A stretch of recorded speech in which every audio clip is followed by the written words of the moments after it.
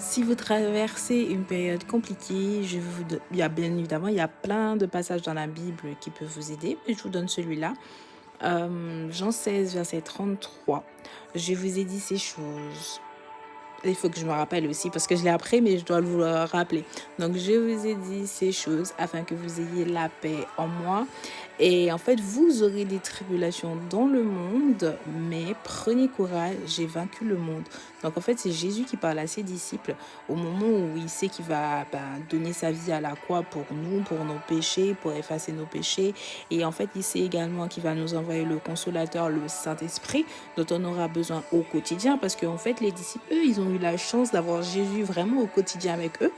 En fait, il fallait qu'il meure pour qu'il puisse nous envoyer le Saint-Esprit. Donc, il expliquait en fait toutes les choses qui allaient arriver en fait à ses disciples, de ne pas s'inquiéter en fait, que vraiment il a dit tous ces trucs-là, il les a enseignés pour que en fait, quelles que soient les choses qui vont arriver, pour qu'ils puissent quand même garder la paix, pour qu'ils aient la foi, pour que vraiment, peu importe les tribulations, peu importe par ceux qui vont passer, parce que vraiment les disciples de Jésus sont morts de façon horrible.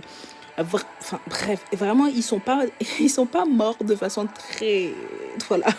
Donc ils savaient que en plus c'était pas l'époque d'aujourd'hui où vraiment, enfin en tout cas nous en France on a la chance, on n'est pas forcément persécuté en tant que chrétien, mais en fait dans d'autres pays ils sont vraiment persécutés et je me dis est-ce que en fait si on était, enfin certains d'entre nous si on était dans ces pays-là, est-ce qu'on aurait pu vraiment suivre Jésus? Est-ce qu'on aurait eu vraiment cette foi, cette conviction de suivre Jésus, de mourir pour lui, comme les autres là, en fait, dans certains pays qui n'ont pas le droit, en fait, de montrer leur foi comme ça. Est-ce que vous auriez pu, vous?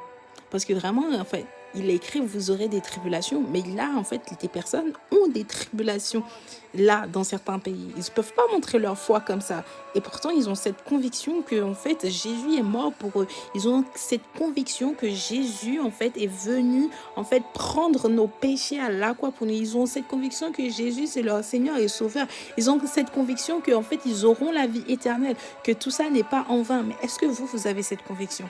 Je dis ça, mais c'est quelque chose qui est vraiment très compliqué parce que il y a des jours avec et il y a des jours sans. Mais les jours sans, est-ce que vous avez toujours cette conviction ou les jours sans, vous vous dites mais à quoi ça sert tout ça?